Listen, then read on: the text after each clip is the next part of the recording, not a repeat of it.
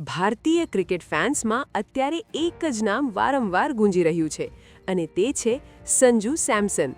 T20 world કપમાં પોતાના બેટથી ધમાલ મચાવનાર સંજુ સેમસન અત્યારે આખા કેરળનો હીરો બની ગયો છે, ખાસ કરીને તેના વતન તિરુવનંતપુરમના વિજિંજમમાં દિવાળી જેવો માહોલ જોવા મળી રહ્યો છે. વર્લ્ડ કપની સતત 3 નિર્ણાયક મેચોમાં 97, 98 અને 89 રનની શાનદાર ઇનિંગ્સ રમીને સંજુએ ભારતને ઐતિહાસિક ત્રીજી વખત વર્લ્ડ ચેમ્પિયન બનાવવામાં મહત્વની ભૂમિકા ભજવી છે. આ સફળતા પાછળ સંજુના પિતા સેમસન વિશ્વનાથનો મોટો હાથ છે.